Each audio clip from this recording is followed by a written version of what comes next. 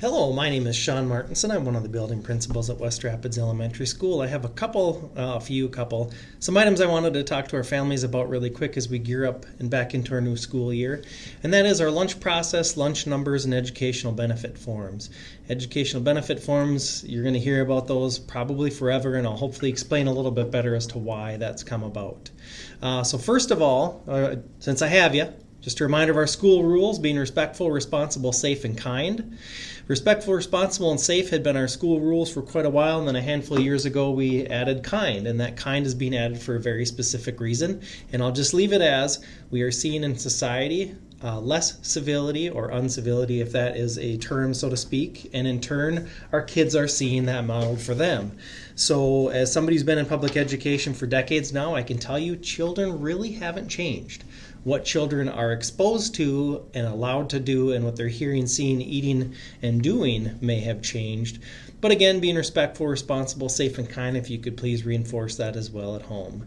The next thing I wanted to talk about is lunch numbers. Our school process, so to speak, is back to pre-COVID, meaning back to entering lunch numbers. For the past couple years, we have not been entering lunch numbers as federal and state governments have been paying for that. It wasn't free, but our tax dollars were helping offset those costs.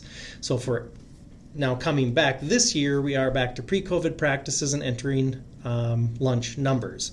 The only free, so to speak, for all is kindergarten breakfast. All of our kindergartners are allowed free breakfast and then free snack milk.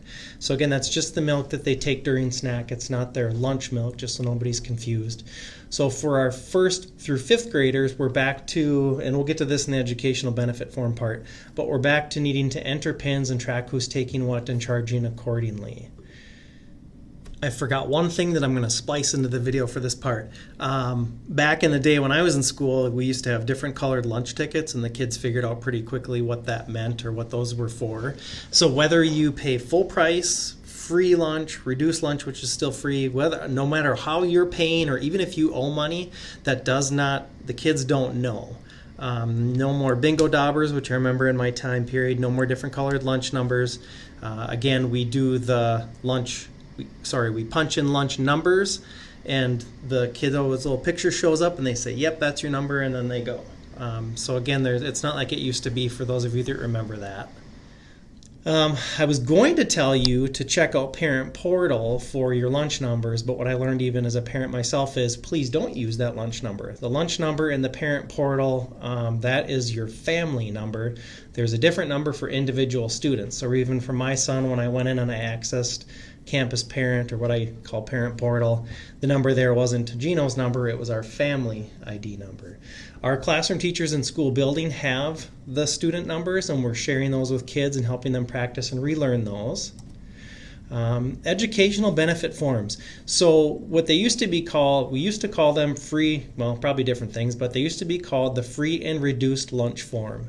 Part of the reason to get away from calling it a free and reduced lunch form is there are actually a considerable amount of educational benefit forms that come to either students or the school or the district by families filling this out.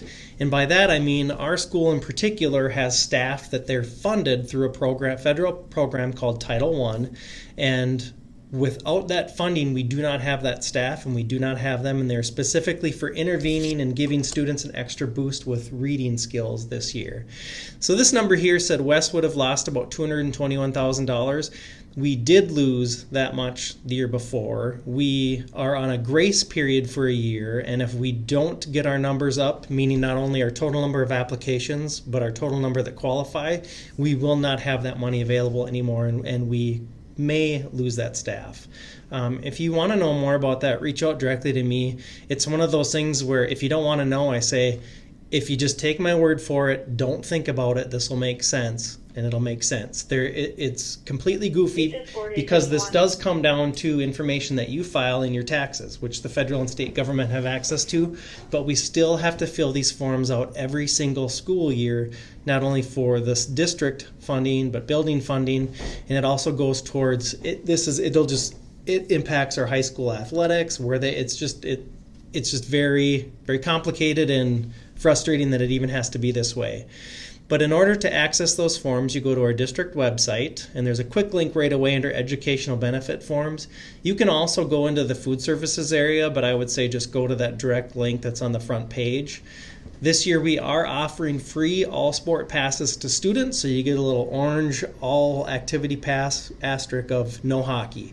And if I can take a sidebar here since we're not too far into it, the reason hockey is not included is that the school district does not own the facility that hockey takes place at, and that's a considerable cost to the district. Not a complaint, just an honoring of to rent ice and space at the Civic Center is considerably more than using our own facilities. So that's why hockey is not a part of the free sports.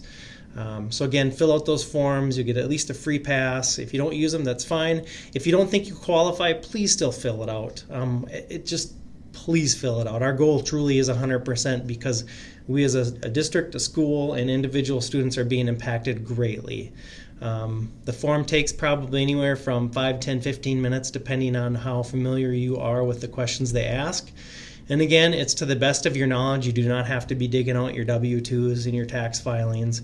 It's to the best of your ability when you go through and fill those out. I think that is the last slide, so we'll switch back to that. There's a reason why, and again, like I said, I've been in education for decades. Mr. Linder's been in decades. I think between the two of us, we're 50-some years in public education. There's a reason why we keep talking about educational benefit forms. They significantly impact our funding, and please turn those in.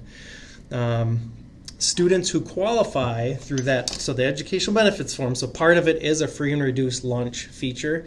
If you qualify for free, your breakfast and lunch is free. If you qualify for reduced, I was told you're also qualifying for free lunch and free breakfast. But you do need to fill those out and qualify. Otherwise, until you do, you are accruing a balance. So if you're getting lunch and breakfast every day, but you wait until like October to fill in your paperwork, you have all of September and October. If you qualify for Medicaid or SNAP benefits, you automatically qualify for the free and reduced lunch portion.